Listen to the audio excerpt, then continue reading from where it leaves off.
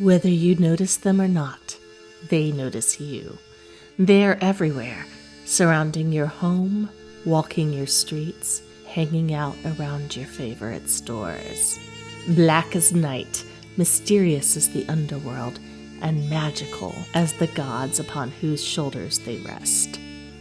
We're talking about crows and ravens, and if you didn't realize how strange these beasts are, you will after talking to an expert on the spiritual side of crows.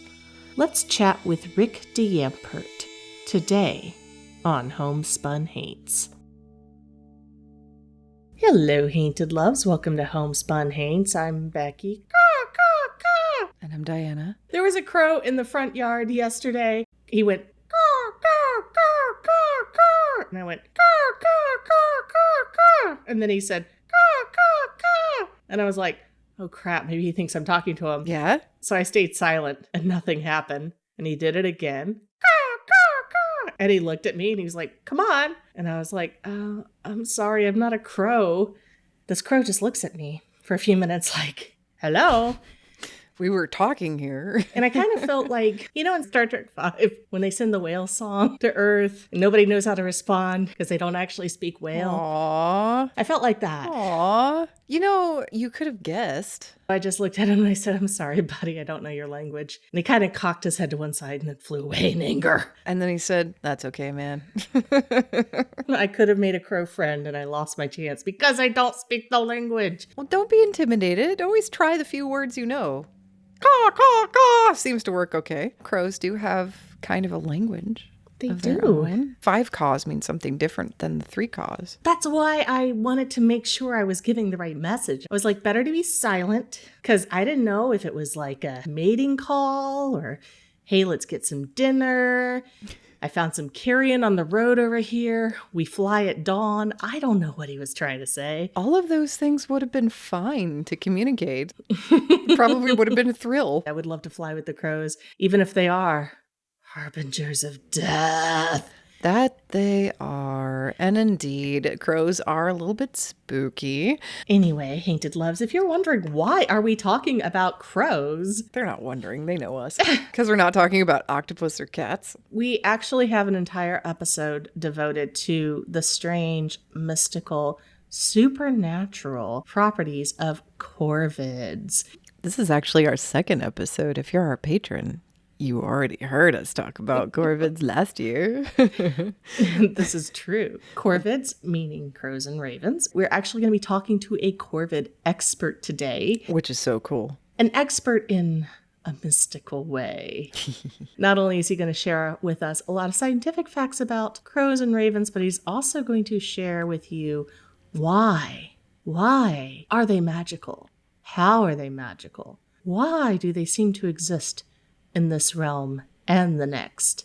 And why are they known as Odin's spies? Odin spies. If you're sitting and listening and going, oh my God, I totally failed Ornithology 101. I don't want to have anything to do with birds. I am turning this off. Do not go anywhere because you do not know what feast you are about to land on. They are very, very mysterious birds, and you're going to fall in love with these black beauties. Aww. So we're excited to have Rick on, and he's going to tell us all about the mystery, the supernatural prowess of these amazing birds. And Rick is actually coming to us out of Florida, not too far from where Diana and I met. Hey. So we're excited to meet somebody that we probably crossed paths with while we were there. Indeed. Daytona Beach. We were definitely involved on the fringes, I guess, on the fringe of the fringe. We were on the fringes of the pagan community there. We dipped our toes in it. We were kind of like the curious ones going, can you teach us how to astral project? True. Asking for a friend. And Diana has been on, because Diana's a weirdo. And Me? What? Her little black goth heart has been trying to befriend the erstwhile crow that every once in a while lands in her backyard, and she's not had any luck.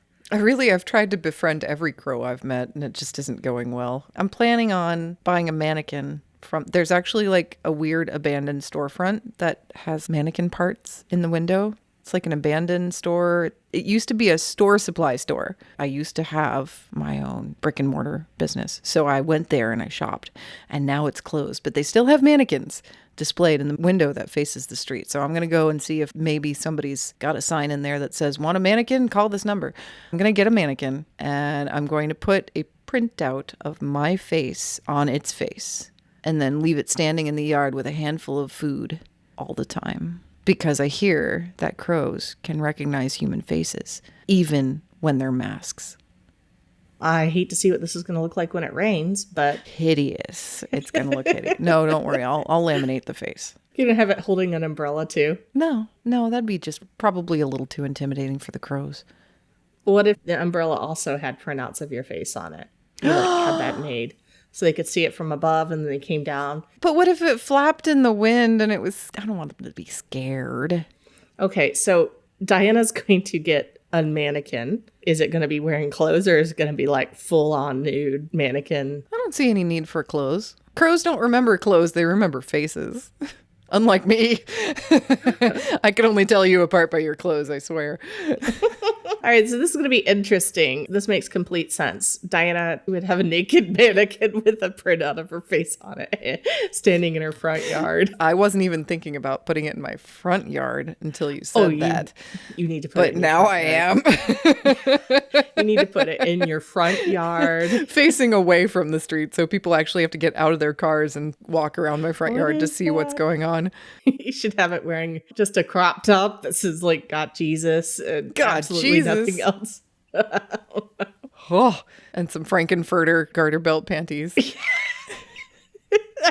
I'm thinking about this because I did pass by a house that had mannequins in the front yard. They had a whole bunch of them, and they had them dressed like zombies, but they were wearing lingerie. Lingerie zombies, nice. They were lingerie zombies, and it was on the corner of a street that I had to turn down to get to my cousin's house. And they were so upset by this. So they had like written letters trying to get your cousins? Yes. Oh, shame on them. Well, I love my cousins. They had really, really young kids. They didn't want to have to explain to the kids why there were zombies in lingerie. How would you have explained that to your kids? Mommy, why is that mannequin wearing lingerie and it has dripping gore all over its front? I'd say, well, because it wouldn't fit in the house. So they had to put it in the front yard. See? Solved that problem like a pro. But anyway, yes, I was going to put this mannequin in the backyard because, believe it or not, since I moved into my new house, weird things have been surfacing from the backyard at a rate of approximately twice per week. It's strange because when I got here and I moved in, I walked the whole yard with the dog. The yard didn't have anything but weeds in it. It didn't even have grass when we moved here. It was pretty much bald dirt with some weeds. And so you could easily see that there was nothing in the dirt.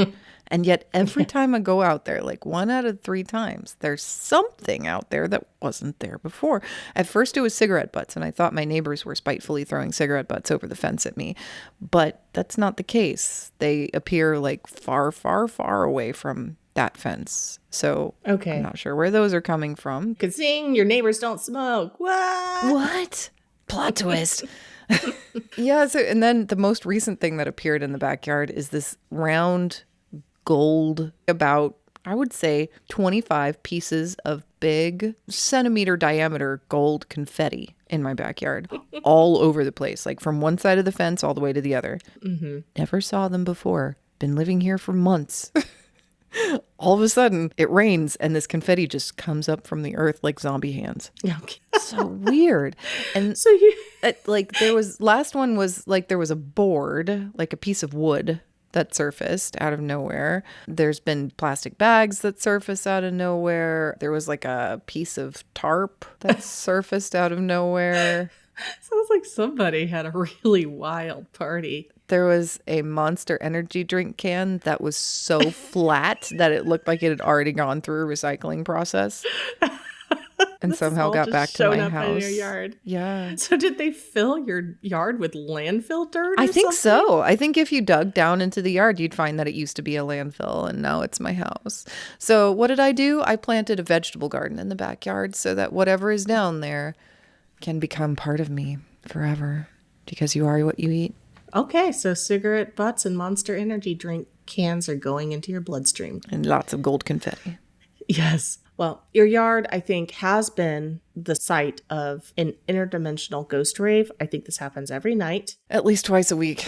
Yes, at least twice a week. Someone in the ghost veil spirit realm has determined that your yard is perfect for this. It's a big yard. I put party lights out there, so Yeah, they're like, oh, look, this is where we're supposed to be. there's no overhead lights, so the lighting is pretty dim. It's perfect for ghosts. They're bringing their confetti, they're smoking their cigarettes, they're drinking their monsters. Well, this explains it all. So just keep an eye on what shows up next and see if it fits into the ghost rave. Ghost rave theme.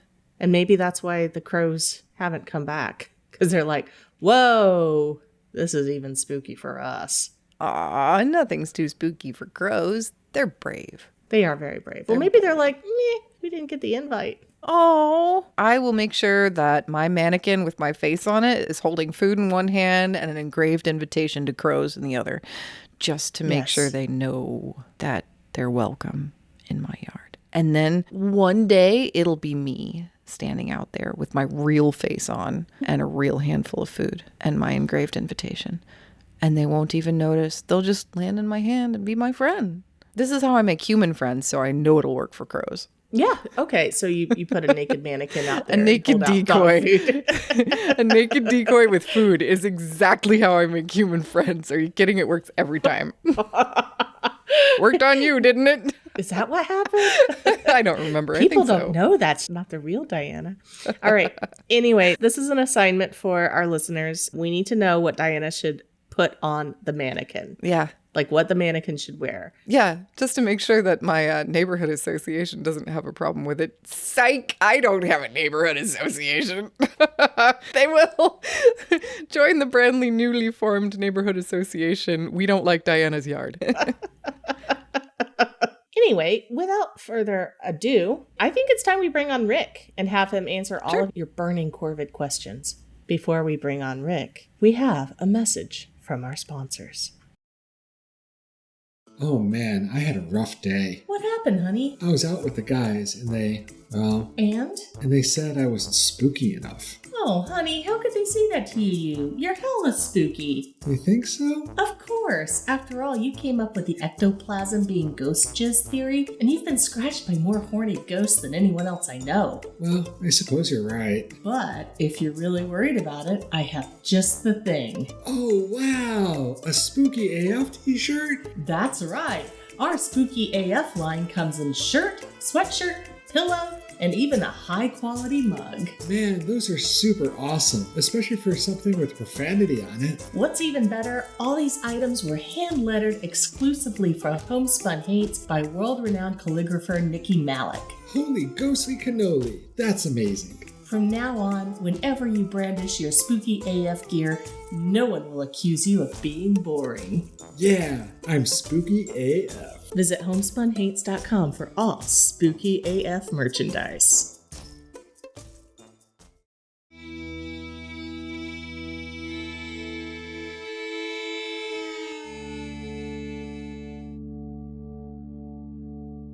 Today on the show, we are so thrilled to bring on Rick de Yampert. He is the author of the recently released book, Crows and Ravens, Mystery, Myth, and Magic of Sacred Corvids. Those of you that have been listening to our show for a while know that Diana is a bit of a Corvid aficionado. She absolutely loves anything that's black and has a beak. Welcome to the show, Rick. Thanks for being here with us today. Oh, thank you for having me. Any day I get to talk about crows is a good day. It's a great day. So, I agree. You're recording from outside right now, and as we started the pre-interview questions, we heard some crows caulking, or what is it? What? How do you call the noise? Cawing. Cawing. Caw is the normal. Yeah, caulking, I guess, is what you do to your gutter. So they were cawing in the background, and hopefully they will come back and become a part of this interview as we continue forward. So, Rick, tell us a little bit about yourself. You do so many things. You're a musician, you are a writer, you've written this book, you wrote for the Daytona Beach News Journal for many, many years. You participate in a lot of pagan festivals throughout Florida. Is there anything I missed? No, that pretty much covers it. I still consider myself a journalist. I write for several websites in East Central Florida. I do writing for Stetson University, Nice. which is a university in DeLand, but they have a magazine and an online news website. The music, I took up sitar in 2005, I guess. So I've been playing about 20 years. But I just became more and more fascinated by world music. I'm always seeking the new, something new. And during my journalism career, I was mostly an arts and entertainment and music writer. I got on my pagan path in the early 1990s. I came across an image of Cernunnos from the Gundestrop cauldron in a book, and that just resonated with me. It's like, what's this guy sitting on a Buddha pose and antlers coming from his head? And this was found in a bog in Denmark, and they date it to about 2,000 years ago. So that set me on my pagan path, which basically is I see divinity in nature, and I also believe that there is a divine feminine as well as a divine masculine essence, and that magic exists in the world. There's various different ways to define magic, but for me, it's basically seeking alignment or attunement to the energies in the earth. Music is very much a part of my pagan path, too. I speak at UU churches and pagan gatherings. I give workshops. I do a workshop on shamanic drumming. I do a UU program on goddesses, on Om, the sacred Hindu sound. A lot of music is wrapped up in my spiritual path. The ancient Hindus, they have the saying, Nada Brahma, sound is God.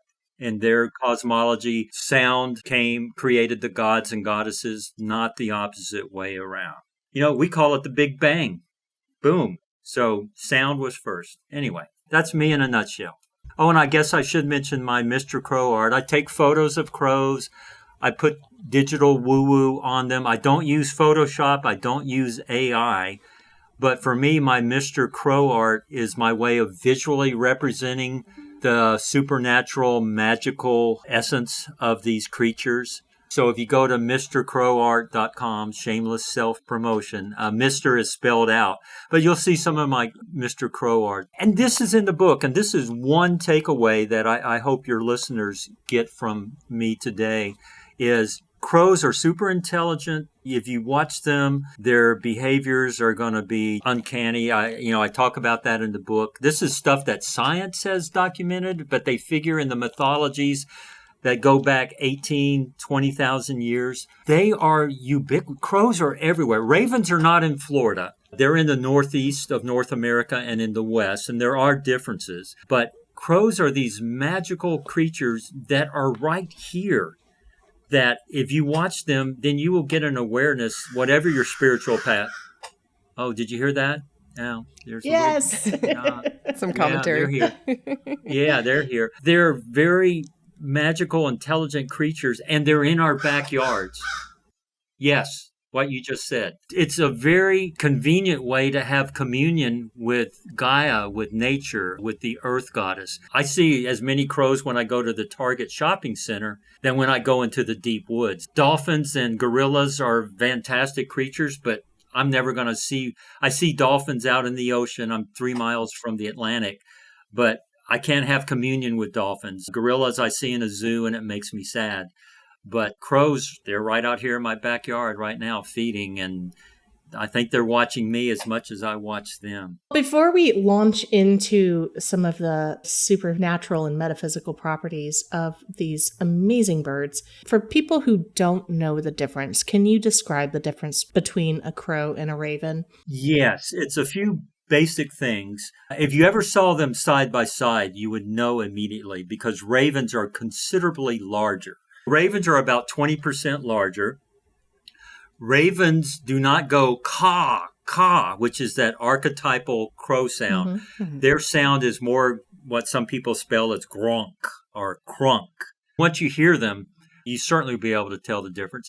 Ravens also have shaggy throat feathers. So 1, the size, 2, their vocalizations, and 3, the shaggy throat feathers. So, And is their behavior significantly different? well, from what I've read, ravens tend to be a little more skittish around humans, but Okay. that's vastly overgeneralizing. There are plenty of humans who have had relationships with ravens, both scientists, wildlife biologists, and just everyday people. I've been hoping the crows in my backyard would actually come. Right. Maybe, hey, I've got some popcorn and I'm trying to, but they're still skittish, and I'm still skittish of human beings. Wow, Can't blame them. What's up with us? Right. So yeah, ravens tend to be a little more people shy. Okay. I think everybody knows the facts about ravens, recognizing human faces, remembering places, being able to communicate with one another about dangers in certain places. From what I've read, yes. Okay. Yes. The main research on that was done by John Marsleff, the wildlife biologist at the University of Washington. They would trap crows on the campus of the University of Washington and study them, and then humanely, and then they would release them. I mean, John Marsleff has put crows in MRIs so that you could get an image of their brain. Wow. And that kind of thing. But he noticed that whenever he walked across campus, across the quad, the crows would scald him. They would dive bomb him, and they weren't alerting on anybody else. So anyway, he devised this experiment where a person in a mask, a student, was walking across with a taxidermied crow, and the crows went apeshit. Wah, wah, wah.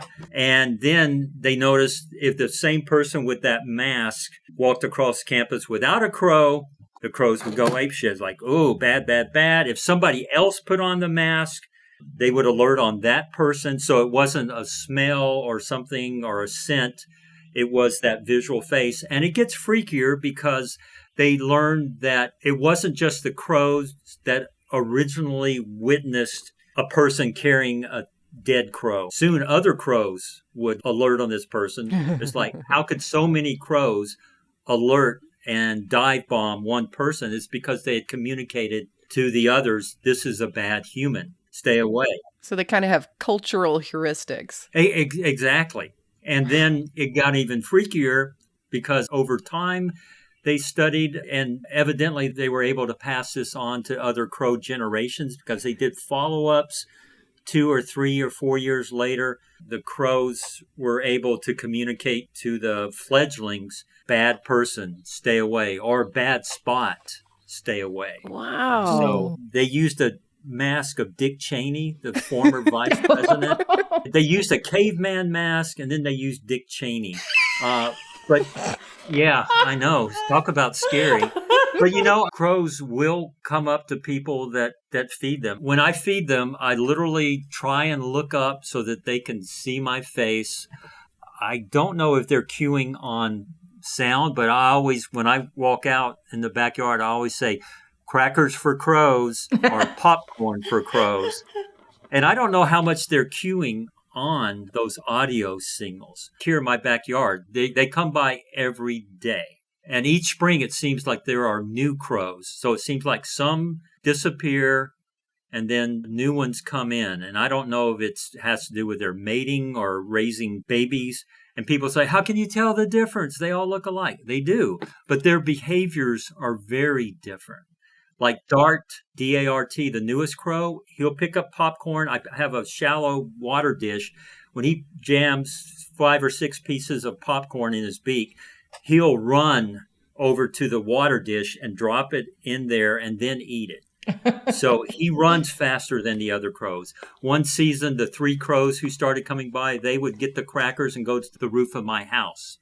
Others have certain trees that they like to go to. So there is a way to differentiate among the crows, their behaviors. You mentioned a few minutes ago that crows and ravens are supernatural. And I know that you kind of hinted at their ability to communicate with one another and their facial recognition. What other things would you say gives them this quality of something more than what we may be able to understand about them? I'm sitting here watching cardinals come by and eat on my backyard. They flit down, they take a popcorn, and they go away. The crows are very deliberate. They tend to be thinking all the time. This behavior was evident to the ancients. In Norse mythology, Odin, maybe people have heard about Hugin and Munin, the two ravens that sit on Odin's shoulders, and each day they fly around the world, human world, and they report back to Odin. Some even call them Odin's spies. And Hugin and Munin generally translate as thought and memory. Is that woo-woo that the ancient Norse and Scandinavians, they saw these birds and recognized that they tend to have thought, that they tend to think and have intelligence, and that they have memory? They notice it, and it even passed into their mythology. So on one hand, that's just good naturalism. You observe something in nature and you make an assumption. You brought up death earlier in our pre-talk. The ancient battlefields, that's where a lot of the crow and raven mythology about death seems to originate. Crows are omnivores. They'll eat anything, including human corpses, if they come across them. So from what I've read from respected scientific and historical sources, crows and ravens in the ancient battlefields in Western Europe and in Scandinavia, they were intelligent enough to know that if they followed these armies, they would be feasting because there would be corpses on the battlefield. And then the humans go away, and then they get the feast. There's so many Norse tales, raven feeders, and Odin, some of his different names. So that freaked out the ancients. It freaks out people in modern times, because when I tell them this, or they read it in my book, or they read it elsewhere, they're like, whoa, it's just freaky. But is that a supernatural thing? I don't know. Yes, in that it's outside of the normal nature of most people's experience. There's a scientist, a biologist, Bernd, B-E-R-N-D-T, Heinrich. He documented that in North Central America and in Canada, ravens will follow wolf packs because when the wolf pack does its kill, the ravens are going to get the feast on the leftovers. They know once a wolf pack does its kill, they're going to get free food. But it gets freakier, as it always does with corvids. It gets freakier because he or others have proven through their studies that sometimes the ravens will lead the wolves to a kill. That they will somehow indicate to the wolves that, oh, there's a herd of elk over here, and they will guide the wolves to the kill. There's that very symbiotic relationship. And for modern people, and even the ancients, just in normal day-to-day life, especially these days, we're just so out of touch with nature and natural ways. So anytime these kind of things happen, it can be very spooky. It can seem supernatural. And here's my rat prag brain, my rational pragmatic brain saying, well, there's scientific explanations for this. But at the same time, it does seem a little freaky. I'll tell you one case. A friend of mine, she went out to California to see her mom.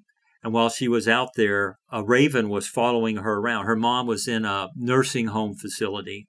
And my friend had her little dog, and she was seeing her mom. And whenever she would walk outside of the facility on the sidewalk, she noticed a raven started following her. And she told her mom, and her mom said, that raven wants your dog. You better be careful. So the raven following around. And it was freaking my friend out. Anyway, long story short, the raven was literally following her, from what she told me, seemed to be keying in on her.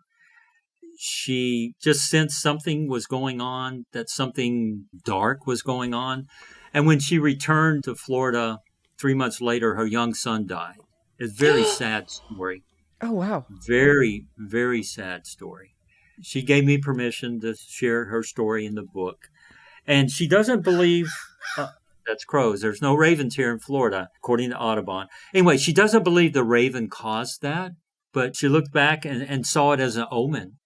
And there's a lot of mythology, folk tales, I guess is a better term, that associate crows and ravens with death. Again, it seems to get back to those battlefield feastings, which escalated in the minds of us humans. Like, wow, crows and ravens seem to be around death a lot. And that's reverberated. And in the case of my friend, very tragically. But again, it's not that she said the raven was responsible, but it was so creepy. Its behavior was so out of the norm that in hindsight, she's like, wow.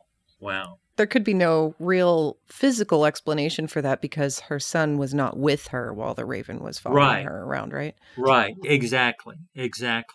I had to move in 2019. I was renting the house where I was 3 miles up the road. The landlords wanted their house back.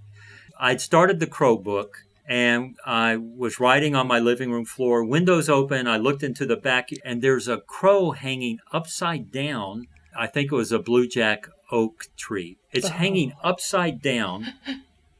I'm like, whoa. So I scrambled to get my camera and boot it up. And by the time that happened, it was gone. I'm like, damn. Crows will hang upside down on a branch. They're very playful creatures. They'll F with dogs by pulling their tails. But anyway, this crow was hanging upside down. So I immediately thought about the tarot card, the Hanged Man, a hanged crow. Didn't think about it. And then within 2 or 3 or 4 months, I got word from my landlords like, oh, we want the house back. You got to move. It delayed the book for a good year. I bet. So the Hanged Man, which connotes upheaval, maybe chaos. And also stagnation. Stagnation, yes. Thank you, Becky. I was forced into stagnation for a year because I had to pack stuff up and unpack it. And I didn't make the connection of the hanged crow and this upheaval of having to move until literally about 6 months ago. It's like, oh, hanged crow, hanged man. So that was kind of another interesting metaphysical, supernatural sign. And it took me years to see it that way. And I should have known better. But anyway, not that I could have done anything, but I'm just like, okay, I see how that manifested. But it does sound a lot like, from the little bit that you've relayed here, crows are incredibly intelligent. Well, all corvids, a lot more so than I think a lot of people have given them credit for. Just like dolphins or gorillas, but they're very, very intelligent, possibly intelligent enough that they are maybe connected in ways to, for lack of a better term, other planes of existence. I certainly believe that. I think that's what's going on with crows and ravens. They have these behaviors. My scientific side is always like, okay, is that magic? Or is that just coincidence? Or am I projecting? There's just so much throughout history, the mythology and the science and the history. There was an ancient battle between the Romans and the army from Gaul. And the Romans won the battle when a crow came down and started, for lack of a better word, started fucking with the Gaul general. They saw that as a great sign. It's like, whoa. And in fact, that the Roman, and he's in the history books, Corvus, Corvus, which is Latin for, I don't know if it's Latin for crow or raven or corvid. But anyway, that became part of his name, his title. Oh, wow. Because they saw this as the intervention of the gods who favored them when this literal battle crow came down and so stunned the army from Gaul that the Romans won. Now, was that coincidence? Maybe, but who knows? The rational side of me just keeps peeking in. But at the same time, whoa, that crow turned history for ancient Rome. Sure. So, Yeah. Well, it sounds like the crows are really good at knowing how to work other species to their advantage. Mm-hmm. You know, like, oh, well, I'm going to make a feast here. I want to hurry this along. You know, I mean, it could have been as simple as that. Yeah, I'm not the first one to say, but it seems that the crows are watching us humans as much as we're watching them. Oh, yeah. I mentioned John Marsliff, the wildlife biologist. Some of his studies and other scientists have studied when crows cross over into a new territory. It's kind of like humans, is that the crows in Florida, if they end up with the crows in the Caribbean islands, they may not be able to understand each other. Oh, like I have a different language. They have their own dialects or something, different sounds, even though they're of the same species. Well, their offspring will develop a pigeon, and then Probably. Exactly. and then the next generations will create a new language. Yeah, that could happen. That could happen. Definitely. I think for any listeners who want to establish some kind of communion with crows, pay attention to their vocalizations, because it's far more than just the archetypal caw, caw. And even when they say that in different rhythms, different patterns, different forcefulness. I heard 6 or 8 years ago, I heard a cat high in a tree in my backyard. I was like, oh, this cat is way up there. It's not going to come down. Anyway, I listened to it for 5 minutes, and then I saw it's a crow. They make a kitty cat sound. It sounds like a guttural meow. In fact, I just heard it like 3 times today. It sounds very much like a cat. And I've heard a sound that's more like a mourning dove, a cooing sound. I heard one time that sound like an owl, a hoo, hoo, hoo kind of. They have a large vocabulary. And the ancient Tibetans around 900 AD or so, and the ancient Irish around the 1600s, they each produced texts of divination based on crow vocalizations. And it's fascinating. In the Tibetan one, if a crow goes gee, gee, gee, that means a king is coming. They have assigned all these divinatory meanings to the different crow talk, both the ancient Tibetans and the ancient Irish, and very detailed prophecies. Every morning now I hear a burst of 3 to 5 caws, and I'm convinced that's the crows calling me to feed them. I hear them. There's roosters across the field in my yard, but I hear the crows before I hear the roosters wake up in the morning. And the crows are caw, caw, caw. Usually it's 3, sometimes it's 5. And I think they're saying, Rick, where's our movie theater butter-flavored breakfast popcorn, which is what I feed them. And if you broadcast that, I will deny that, because my girlfriend Michelle says, you're going to give them cholesterol problems. I think their stomachs are stronger than ours. They eat human corpses. They can handle some There you popcorn. go. Thank you, Becky. Yeah, so a little popcorn. Come on. Yeah, maybe better for them than rotting brains. Yeah. Let's talk about this book for a minute. You have legends, you have lore. You mentioned the battle with Corvus in here. You do have suggestions for journaling. You talk about how to create a raven banner. Yeah, I've got a true confession. I almost didn't do that. I felt kind of silly, actually, to be honest. I was reading up on the Norse mythology. And again, the raven banners are documented historically. They created raven banners. Depending on how they were moving in the wind, that would tell the ancient Viking raiders whether they were going to be successful in their raiding and pillaging. The women of their community would make these raven banners. And if the raven banner was fluttering, that portended success in battle. And if it was limp, not so successful. What I could not find is if the flag was not fluttering, if the raven banner gave a ill-fortunate sign, why not turn around and go home? They seem to have gone ahead. But anyway, I told myself, I'm going to make a raven banner. I don't know, is that kind of childish or childlike? But I was surprised. The reason I did it and put it in the book, I have it hanging in my backyard, and I actually got it consecrated because I put it in the tree where the crows come frequently. So it's like, I want a crow to land on this raven banner. I put it on the lowest branch of what I call my crow spirit tree, which is where all the crows used to congregate. Anyway, they finally landed on the raven banner, so it's like, okay, thank you. But these ancient Vikings and Norsemen from 14 to 1800 years ago had this fervent belief in the magic of these depictions of a raven. And there are historical accounts written by the Christian churchmen of the medieval times where they witnessed these raven banners in battle. And in one famous battle, the raven banner was captured by the English, And they subscribed, it's like, oh, that's why we were able to defeat these fierce Norsemen, because we captured their raven banners. The idea of a raven banner actually just makes practical sense. If you're a Viking setting out to pillage another community, you're going to go in a boat. And if there's wind, your warriors are going to be well rested when they get there because the wind will fill the sails and get them to the other shore quicker. Whereas if there's no wind, then your warriors have to row all the way there. They're going to be tired.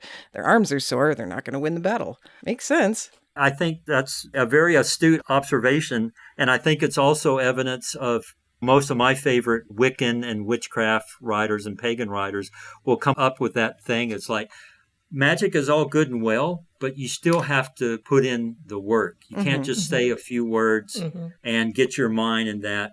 It's putting in sweat equity in whatever form that tends to produce results. And I love what you just said. If I'm able to update my book, I may borrow that and credit it to you. Thanks. So, thank you. Well, if you don't mind, let's back up a little bit, go into the ghost stories, the encounters you've had. If you don't mind talking about Not at Cheryl. all. It sounds like you've encountered her several times. Sure, absolutely. My late wife, Cheryl, we actually met at the Daytona newspaper when I took a job there in 1990. Cheryl and I shared 23 years together, and she passed away in April 30th of 2015 after fighting breast cancer for 4 years. And I was blessed that she died in my arms. It was just me and Cheryl in a bedroom. And a lot of my friends and family said, Rick, she was waiting till it was just you two to cross over. And then at some point over the next couple of weeks or couple of months, I started seeing shadows out of the corner of my eye. In fact, I wrote a piece for Fortean Times years and years ago, just about kind of sideways encounters, strange encounters. But I remember there was a piece that Jim Morrison, the singer of The Doors, in one of his writings, he wrote about seeing entities out of the corner of his eyes. I interviewed Judy Collins. She told this story to others. She was writing a song on the piano in her home. Anyway, she said, oh, I saw out of the corner of my eye, I saw a demon get up and walk around. So I've been intrigued by this kind of peripheral vision. So I started seeing shadows around the house, and my rat prag brain just said, oh, that's just the optics of the sun and shadows from the trees. But after about 2 or 3 months of this, I thought, well, stupid me, I should Google it. Shadows of the deceased is what I Googled. And boom, up popped 10,000 hits of talk about this phenomenon where people seem to have seen palpable shadows out of the corner of their eye. So that happened. And then 3 months later, I was back in my music room where I keep the instruments. And in the kitchen area, I heard a shattered glass sound. Cheryl was gone before she left this earth. Anytime I heard a noise, I would call out her name and just hoping she'd say, I'm fine, Rick. Anyway, I called out her name. In nanosecond, I knew she wasn't there. And anyway, ran to the kitchen expecting to see a shattered glass that maybe the AC had vibrated off the kitchen shelf or something. But I couldn't find any shattered glass. I looked all over. So I thought, okay, I had an audio hallucination. It sounded if you take a wine glass and drop it on a stone hard floor, that's what this sounded like. Very loud, very sharp. And then I thought, well, is Cheryl sending me a sign? I couldn't find a glass, but a part of me still thought that could still be a sign, even though there's no physicality to this. It was just that sound. And I did Google that up just so I was like, okay, yep, that happens to people.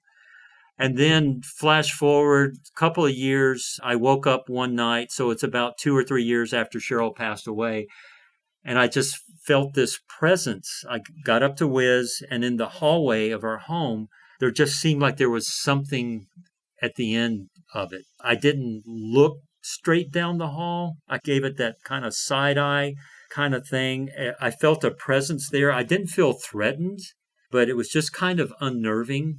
Went back to bed, had to get up later. Same thing happened. 3 days later, it was the Day of the Dead. So it's the day after Halloween, the day after Samhain. I'm walking in my neighborhood, and I ran into friends of mine, a couple, a husband and wife, just stopped to talk to them. And then Stephanie, the wife, said, did you have any kind of strange thing happen in your home a few nights ago? Just out of the blue.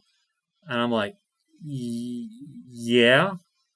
And she said, that was Cheryl. She had known Cheryl. And she said, in fact, Cheryl is with you right now. She said, I don't tell a lot of people, but I'm psychic. So for me, that was really the one case. Dart the Crow is back. Yeah. That was the one case where my rational, pragmatic mind could not dismiss this because the confirmation came from completely outside of me. I didn't think love would come into my life again, and it did.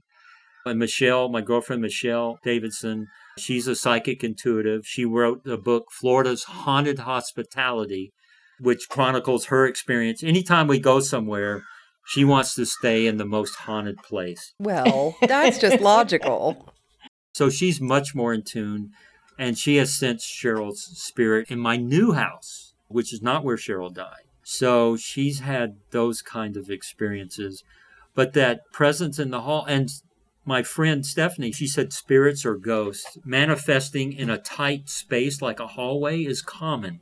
Michelle, she works at Hotel Casadega, which is not officially part of the spiritualist camp, which is across the street, but we go to message service a lot at Casadega here in Florida, and the mediums will speak. So I've become more attuned to these kind of things. She has taken me closer to spirit and magic.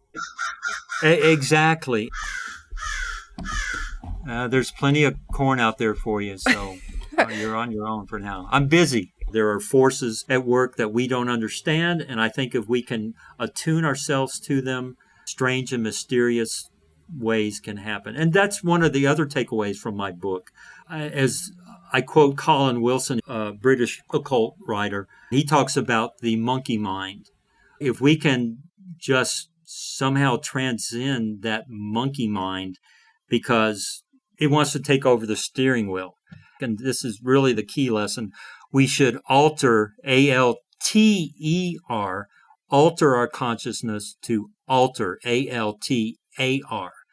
Because in this mundane world, daily life, got to earn a living, all that, we like the robot to take over the steering wheel. And if we can quiet the monkey mind and alter our consciousness and get ourselves in a different space, then we can see how magical and weird and wonderful this world is. So, an end of sermon. That's wonderful. I love that. That's very profound. I'm definitely interested in maybe talking to you at a later point about sound and music and how that relates to our magic and the supernatural. That's something we've talked a lot about on this show. Being a violinist, I've always been fascinated by the lore around the devil's instrument and how the violin is able to charm snakes and, you know, all those good old Tennessee stories that we have.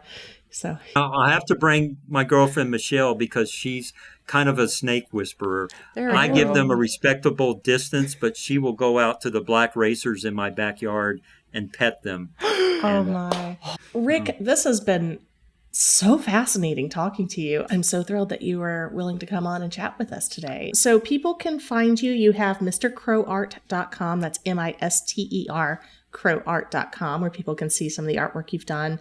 And you have your website, rickdeyampert.com, which is RickDeyampert.com. And we will, of course, have these links on our show notes at homespunhaints.com. And then you are also on Facebook and Instagram. Yeah, just under my name. So people can look for you there. And we'll also have links for that. And your book, Crows and Ravens, Mystery, Myth, and Magic of Sacred Corvids, is available on the Llewellyn site at llewellyn.com. And you mentioned it's also available on Amazon. But if your local store carries it or your local bookstore carries it, definitely support them. And if your local metaphysical store doesn't carry it, you should request that they do. No, I like Get that it in idea. more stores. I like that idea. Rick, again, quite a pleasure. Appreciate you coming on today. Thank you. Thank you so much. Have a wonderful time ahead. Haunted Loves, my mind is racing with new ideas, much like a crow in a university MRI machine. And I know we're going to have a spooky day. Homespun Haints is hosted by Becky Kielimnik and Diana Doty and produced by Homespun Haints Media LLC. Editing and music by Becky Kielimnik. Show notes by Diana Doty. If you have a ghost story and you'd like to be considered as a guest for this podcast, please visit our website at homespunhaints.com/submit.